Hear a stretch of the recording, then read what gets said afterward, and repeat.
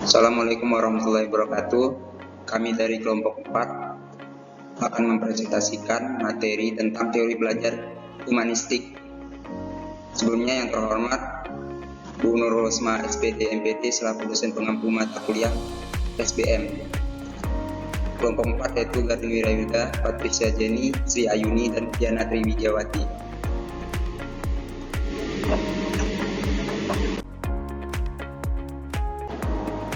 Submateri 1. Pengertian teori humanistik. 2. Teori belajar menurut Arthur Chomsky. Dan 3. Kasus dari teori belajar menurut Arthur Chomsky beserta penerapannya dalam budaya. 1. Pengertian teori humanistik. Teori belajar humanistik adalah salah satu teori pembelajaran yang dilandaskan pada psikologi manusia. Teori ini memfokuskan pada pengembangan diri individu dengan cara yang sesuai potensi diri, mengamati dan menilai diri dari kacamata si pelaku. Teori ini mendorong seseorang mengembangkan bakat dan potensinya sehingga mampu mengenali dirinya sendiri. Teori humanistik atau sering disebut teori belajar humanistik adalah salah satu dari teori belajar yang sering digunakan guru. Secara garis besar, teori belajar humanistik adalah teori belajar yang bertujuan menghasilkan hal baik bagi kemanusiaan supaya bisa mencapai aktualisasi diri dan membuat orang mampu mengenali diri sendiri. Humanistik merupakan aliran dalam dunia psikologi yang muncul tahun 1950-an dengan mengacu pada psikologi seorang. Humanistik memandang manusia sebagai manusia, makhluk hidup yang memiliki fitrah tertentu pada masing-masing individunya. Dalam pandangan humanisme, manusia memegang kendali terhadap kehidupan dan perilaku mereka, serta berhak untuk mengembangkan sikap dan kepribadian mereka. Humanisme meyakini pusat belajar ada pada peserta didik dan pendidik merupakan hanya sebagai fasilitator. Sikap serta pengetahuan merupakan syarat untuk mencapai tujuan pengaktualisasian diri dalam lingkungan yang mendukung. Penerapan teori humanistik pada kegiatan belajar hendaknya pendidik menuntun peserta didik berpikir induktif, mengutamakan praktik serta menekankan pentingnya partisipasi peserta didik dalam pembelajaran. Hal tersebut diaplikasikan dengan diskusi sehingga peserta didik mampu mengungkapkan pemikiran mereka di hadapan audiens. Pendidik mempersilahkan peserta didik menanyakan materi pelajaran yang kurang dimengerti. Proses belajar menurut pandangan humanistik bersifat pengembangan kepribadian, kerohanian, perkembangan tingkah laku serta memahami fenomena di masyarakat. Yang kedua, teori belajar menurut Arthur Chomsky. 1. Pengertian teori belajar Arthur Chomsky. Menurut Chomsky, belajar adalah kegiatan yang dapat dilakukan di mana saja dan menghasilkan manfaat bagi individu yang melakukannya. Dalam proses belajar, bahkan seorang guru sekalipun tidak boleh memaksakan hal yang tidak disukai oleh individu yang sedang belajar. Teori ini menyatakan bahwa belajar akan lebih bermakna jika berkaitan dengan kehidupan individu pembelajar. Oleh karena itu, pendidik perlu sensitif terhadap kebutuhan pembelajar. Pendekatan yang digunakan di sekolah adalah sebagai fasilitator untuk membantu peserta didik memperoleh pengetahuan melalui proses pembelajaran. Chomsky berpendapat bahwa suatu hal yang sangat penting bagi seorang guru adalah bagaimana caranya bisa siswa untuk memperoleh arti bagi pribadinya dari bahan pelajaran serta bagaimana siswa dapat menghubungkan bahan pelajarannya dengan kehidupannya. Menurut Chomsky, jika kita memahami perilaku seorang, kita harus memahami dunia persepsi orang itu. Jika kita ingin mengubah perilaku seorang, kita harus merubah keyakinan atau pandangan orang itu. Jika seorang guru mengeluh karena siswanya tidak punya motivasi untuk melakukan sesuatu, ini sesungguhnya berarti bahwa siswa tersebut tidak punya motivasi untuk melakukan sesuatu yang dikehendaki oleh gurunya. 2. Inti teori belajar Arthur Chomsky. 1. Meaning. Arthur Chomsky mengemukakan konsep meaning atau makna atau arti dalam proses belajar. Menurut konsep ini, belajar terjadi apabila mempunyai arti bagi individu tersebut. Maksudnya, guru tidak bisa memaksakan materi yang tidak disukai atau tidak relevan dengan kehidupan individu atau peserta didik. Jika siswa tidak menguasai matematika atau sejarah, itu bukan karena siswa itu bodoh, tetapi karena ia tidak mampu dan terpaksa, serta merasa bahwa sebenarnya tidak ada alasan penting baginya untuk mempelajari pelajaran tersebut. Dengan kata lain, siswa merasa bahwa materi pembelajaran itu tidak punya makna atau meaning bagi dirinya. Karena Holmes berpendapat bahwa suatu hal yang sangat penting bagi seorang guru adalah bagaimana caranya menjadikan bahan pelajaran yang diajarkan yang memiliki arti dan makna bagi pribadi siswa dan siswa dapat menghubungkannya dengan kehidupan. Kedua, persepsi. A. Memahami perilaku atau memahami persepsi. Menurut Holmes, agar guru bisa memahami perilaku siswa, maka guru harus mengerti persepsinya atau pandangan dunianya. Bahkan dalam pandangan humanistik, persepsi terkait dengan perilaku-perilaku batinlah atau tingkah laku inner lainnya seperti perasaan, kepercayaan, dan keyakinan yang menjadi pembeda antara siswa yang satu dengan siswa yang lainnya. Makin jauh peristiwa-peristiwa dari persepsi diri, maka makin berkurang pengaruhnya terhadap perilakunya atau artinya sulit untuk menjadi proses persosialisasi. B. Mengubah perilaku atau mengubah persepsi. Menurut Holmes, jika kita ingin mengubah perilaku seorang, kita harus mengubah persepsi, keyakinan atau pandangan orang itu. Cara untuk mengubah persepsi siswa sangat terkait erat dengan kemampuan guru menjelaskan pentingnya suatu, membuatnya memiliki makna bagi siswa, serta membuatnya terhubung dengan kehidupan siswa. 3. Potensi diri. Holmes mengatakan bahwa manusia memiliki potensi atau potensi diri yang sangat penting untuk dikembangkan. Namun, 5 faktor yang dapat menjadi penghambat dalam pengembangan potensi manusia yaitu A. Keterbatasan psikologi. B. Terbatasnya kesempatan. C. Keterbatasnya kebutuhan manusia. D. Konsep diri. E. Tantangan dan ancaman. 4. Tujuan pendidikan humanistik menurut Arthur Holmes. A. Menerima kebutuhan dan tujuan siswa serta menciptakan pengalaman dan program untuk perkembangan keunikan potensi siswa. B. Memudahkan aktualisasi diri siswa dan perasaan diri mampu. C. Memperkuat perolehan keterampilan dasar atau akademik pribadi, antar pribadi, komunikasi, dan ekonomi. D. Memutuskan pendidikan secara pribadi dan penerapannya. E. Mengenal pentingnya perasaan manusia, nilai, dan persepsi dalam proses pendidikan. F. Mengembangkan suasana belajar yang menantang dan bisa dimengerti, mendukung, menyenangkan, serta bebas dari ancaman. G. Mengembangkan siswa masalah ketulusan, respek, menghargai orang lain, dan terampil dalam menyelesaikan konflik. 5. Kelebihan dan kekurangan teori belajar Arthur Holmes.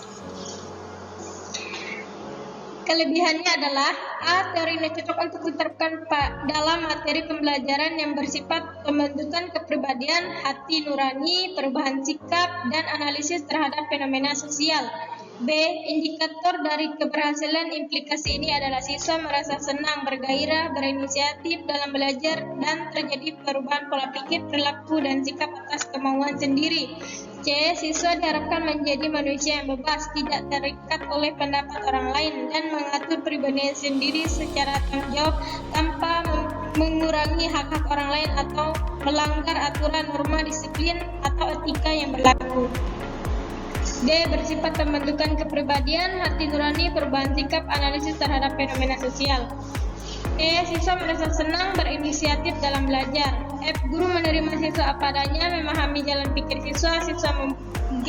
Siswa mempunyai banyak pengalaman yang berarti. H. Menjadikan siswa lebih kreatif dan mandiri, membantu siswa memahami bahan belajar secara mudah. I. Indikator diri keberhasilan aplikasi ini ialah siswa merasa senang dan bergairah. J. Terjadinya perubahan pola pikir. K. Siswa diharapkan menjadi manusia bebas, berani, tidak terikat oleh pendapat orang lain, dan mengatur pribadinya sendiri secara tanggung jawab tanpa mengurangi hak orang lain atau melanggar aturan, norma, disiplin, atau etika yang berlaku. I. Siswa dituntut untuk berusaha agar lambat laun mampu mencapai aktualisasi diri dengan sebaik-baiknya. Kekurangannya adalah A. Siswa yang tidak mau memahami potensi dirinya akan ketinggalan dalam proses belajar. B. Terlalu memberi kebebasan pada siswa. C. Terlalu memberi. D. Proses belajar tidak akan berhasil jika tidak ada motivasi dan lingkungan yang mendukung. E. Sulit diterapkan dalam konteks yang lebih praktis. F. Siswa kesulitan dalam mengenal diri dan potensi-potensi yang ada pada diri mereka. G. Siswa tidak aktif dan malas belajar akan merugikan diri sendiri dalam proses belajar. H. Peran guru dalam proses pembentukan dan pendewasaan kepribadian siswa menjadi berkurang. I. Keberhasilan proses belajar lebih banyak ditentukan oleh siswa itu sendiri. 3. Kasus dari teori belajar menurut Arthur Combs berserta penerapannya dalam budaya. Yang pertama, penerapan teori belajar Arthur Combs. Langkah-langkah pembelajaran. Penerapan teori belajar humanistik secara eksplisit belum ada pedoman baku.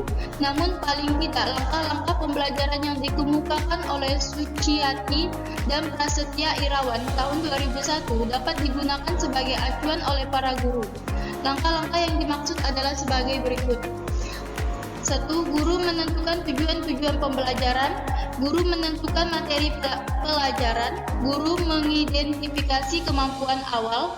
Guru mengidentifikasi topik-topik pelajaran yang memungkinkan siswa secara aktif melibatkan diri atau mengalami dalam pelajaran. Guru merancang fasilitas belajar serta lingkungan dan media pembelajaran. Guru membimbing siswa belajar secara aktif. Guru membimbing siswa untuk memahami hakikat makna dari pengalaman belajarnya. Guru membimbing siswa membuat konseptualisasi pengalaman belajarnya. Guru membimbing siswa dalam mengaplikasikan konsep-konsep baru ke situasi nyata. Guru mengevaluasi proses dan hasil belajar. Peran guru dalam penerapan teori Arthur Combs. Guru sebagai fasilitator. Arthur Combs memberi perhatian peran guru sebagai fasilitator yang berikut ini adalah berbagai cara untuk memberi kemudahan belajar dan berbagai kualitas si fasilitator ini merupakan ikhtisar yang sangat singkat dari beberapa petunjuk sebagai berikut. Fasilitator sebaiknya memberi perhatian kepada penciptaan suasana awal, situasi kelompok, atau pengalaman kelas. Fasilitator membantu untuk memperoleh dan memperjelas tujuan-tujuan perorangan di dalam kelas dan juga tujuan-tujuan kelompok yang bersifat umum. Dia mempercayai adanya keinginan dari masing-masing siswa untuk melaksanakan tujuan-tujuan yang bermakna bagi dirinya sebagai ketentuan pendorong yang tersembunyi di dalam belajar yang bermakna. Dia mencoba mengatur dan menyediakan sumber-sumber untuk belajar yang paling luas dan mudah dimanfaatkan para siswa untuk membantu mencapai tujuan mereka. Dia menempatkan dirinya sendiri sebagai suatu sumber yang fleksibel untuk dapat dimanfaatkan oleh kelompok. Di dalam menanggapi ungkapan-ungkapan di dalam kelompok kelas dan menerima baik isi yang bersifat intelektual dan sikap-sikap perasaan dan mencoba untuk menanggapi dengan cara yang sesuai, baik bagi individual ataupun bagi kelompok. Bila mana cuaca penerima kelas telah mantap, fasilitator berangsur-angsur dapat berperan sebagai seorang siswa yang turut berpartisipasi, seorang anggota kelompok, dan turut menyatakan pandangannya sebagai seorang individu seperti siswa yang lain. Dia mengambil prakarsa untuk ikut serta dalam kelompok, perasaannya dan juga pikirannya dengan tidak menuntut dan juga tidak memaksakan, tetapi sebagai suatu andil secara pribadi yang boleh saja digunakan atau ditolak oleh siswa. Dia harus tetap waspada terhadap ungkapan-ungkapan yang menandakan adanya perasaan yang dalam dan kuat selama belajar. Di dalam berperan sebagai seorang fasilitator, pimpinan harus mencoba untuk mengenali dan menerima keterbatasan-keterbatasan. Guru dapat memberikan respon positif kepada siswa. guru dalam melakukan proses pembelajaran dengan memberikan sikap positif terhadap siswa agar bisa membuatnya merasa nyaman, sehingga siswa tidak merasa tertekan dan bisa maksimal dalam proses pembelajaran. Hal itu dilakukan dengan memberikan respon positif sebagai penguat terhadap siswa baik secara verbal maupun nonverbal, seperti tersenyum dan memberikan pujian, mencoba memahami siswa dan tidak membeda-bedakan karakter, serta kemampuan setiap siswa. Guru dapat memberikan cerita inspiratif kepada siswa. Cerita inspiratif membawa perubahan terhadap siswa. Guru dapat memberikan cerita inspiratif baik dari tokoh terkenal seperti Yesus, Yusuf Daud, Barack Obama, Soekarno, Habibie, dan lain-lain, hingga cerita pribadi yang bisa menginspirasi siswa. Hal tersebut dilakukan untuk menumbuhkan motivasi intrinsik siswa agar melakukan perubahan dengan menikmati prosesnya. Peran siswa dalam penerapan teori Arthur Combs. Dalam teori Combs, peranan siswa lebih dominan karena guru terfokus pada fasilitator yang coba memberikan arahan kepada siswa. Siswa berperan sebagai pelaku utama yang memaknai proses pengalaman belajarnya sendiri. Tujuan pembelajaran lebih kepada proses belajarnya daripada hasil belajar. Adapun proses yang umumnya dilalui adalah merumuskan tujuan belajar yang jelas, mengusahakan partisipasi aktif siswa melalui kontrak belajar yang bersifat jelas, jujur, dan positif. Mendorong siswa untuk mengembangkan kesanggupan siswa untuk belajar atas inisiatif sendiri. Mendorong siswa untuk peka berpikir kritis memaknai proses pembelajaran secara mandiri. Siswa didorong untuk bebas mengemukakan pendapat, memilih pilihannya sendiri, melakukan apa yang diinginkan dan menanggung resiko dari perilaku yang ditunjukkan. Guru menerima siswa apa adanya, berusaha memahami jalan pikiran siswa, tidak menilai secara normatif, tetapi mendorong siswa untuk bertanggung jawab atas segala resiko perbuatan atau proses belajarnya. Contoh pembelajaran dengan strategi talking stick. Talking stick adalah salah satu strategi pembelajaran kelompok dengan bantuan tongkat. Kelompok yang memegang tongkat terlebih dahulu wajib menjawab pertanyaan dari guru. Setelah siswa mempelajari materi pokoknya, selanjutnya kegiatan tersebut diulang sampai semua kelompok mendapat giliran untuk menjawab pertanyaan dari guru. Tujuan pembelajaran dengan strategi talking stick ini adalah untuk menciptakan suasana belajar menarik dan menyenangkan agar siswa dapat aktif terlibat dalam proses pembelajaran tersebut. Langkah-langkahnya sebagai berikut. Yang pertama, guru membentuk kelompok yang terdiri dari 5 atau 6 orang dengan mempertimbangkan heterogenitas, keakraban, persahabatan, dan kemudian guru menyiapkan tongkat dengan panjangnya 20 cm. Guru menyiapkan materi pokok yang dipelajari, kemudian memberikan kesempatan kepada kelompok membaca dan mempelajari materi pelajaran. Kemudian siswa berdiskusi membahas masalah yang terdapat dalam wacana. Kemudian kelompok selesai membaca materi dalam mempelajari isinya, guru mempersilahkan kelompok untuk menutup isi bacaan.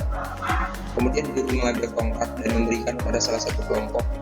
Setelah itu guru memberi pertanyaan dan anggota kelompok yang memegang tongkat harus menjawabnya. Demikian seterusnya sampai sebagian besar siswa mendapat bagian menjawab pertanyaan dari guru.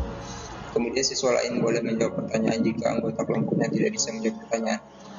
Kemudian guru memberikan kesimpulan dan melakukan evaluasi atau penilaian baik secara kelompok maupun individu. Kemudian guru menutup pembelajaran.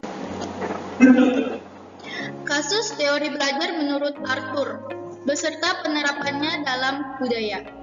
Kasus yang pertama, Jenny adalah murid pindahan di SMA 1 Pemangkat. Di SMA 1 Pemangkat, setiap siswa diharapkan untuk ikut ekskul atau organisasi. Hal ini tidak wajib. Hal ini hanya dilakukan untuk supaya para siswa bisa mengembangkan bakat yang dimilikinya. Awalnya, Jenny bingung untuk memilih ekskul atau organisasi apa yang harus diikutinya. Karena dia adalah murid baru dan dia juga belum terlalu tahu tentang ekskul dan organisasi-organisasi yang ada di sekolahan barunya. Tapi, untung saja Jenny memiliki bibi yang menjadi guru di sekolahan tersebut. Di situ, bibi Jenny menjelaskan tentang ekskul dan organisasi yang ada di sekolahnya. Dan karena bibi Jenny mengetahui bahwa Jenny memiliki bakat di bidang seni, terutama di seni tari, jadi bibi Jenny lebih menyarankan supaya Jenny untuk mengikuti ekskul ekskul seni tari. Setelah mendengar penjelasan-penjelasan yang ada, Jenny juga lebih tertarik untuk mengikuti ekskul seni tari, karena Jenny juga dari awal sudah memiliki bakat di bidang itu. Dan juga dengan belajar seni tari, Jenny lebih paham tentang budaya yang terdapat pada seni tari yang dia pilih, yaitu tarian Dayak. Serta pada saat di kelas, Jenny menyukai pelajaran seni budaya yang berhubungan dengan tarian Dayak, karena guru menjelaskan tentang asal-usul tarian Dayak dan betapa beragamnya tarian Dayak yang membuat Jenny semakin tertarik dan menyukai pelajaran tersebut. Ini adalah gambaran kasus secara umum tentang teori belajar humanistik, yakni di dalamnya diarahkan untuk mengembangkan bakat dan potensi hingga mampu mengenali diri sendiri, dan hal itu didorong oleh keinginan diri siswa yang ingin melakukan sesuatu yang disukainya, selama itu bermanfaat untuknya dan juga dengan tidak ada paksaan dari pihak manapun. Serta juga dari Arthur Combs bahwa guru berhasil membuat pelajaran seni tari menjadi bermakna bagi siswa, sehingga tanpa ada paksaan dan dengan kemauan dirinya sendiri semangat untuk semakin mendalami seni tari. Hal ini termasuk salah satu inti teori dari Arthur, yaitu meaning. Kasus yang kedua, Bu Repi adalah seorang guru matematika baru di sekolahan SMA 1 Pemangkat. Hari ini adalah hari pertamanya mengajar di sekolahan itu. Materi yang akan diajarkannya adalah tentang materi bangun ruang. Selama pelajaran berlangsung, Bu Repi mengamati satu persatu siswanya, supaya Bu Repi lebih mengenal siswa dan tingkah kemampuannya masing-masing. Di antara para siswanya, ada beberapa murid yang tidak mengerti tantangan materi yang dijelaskan Bu Repi, karena bagi mereka materi itu terlalu sulit untuk dipelajari. Bu Repi pun tidak bisa memaksakan siswa harus paham karena belum tentu ia menyukai dengan materinya. Setelah itu, Bu Repi berpikir mungkin para siswa telah bosan dengan gaya pelajaran yang hanya belajar dari buku.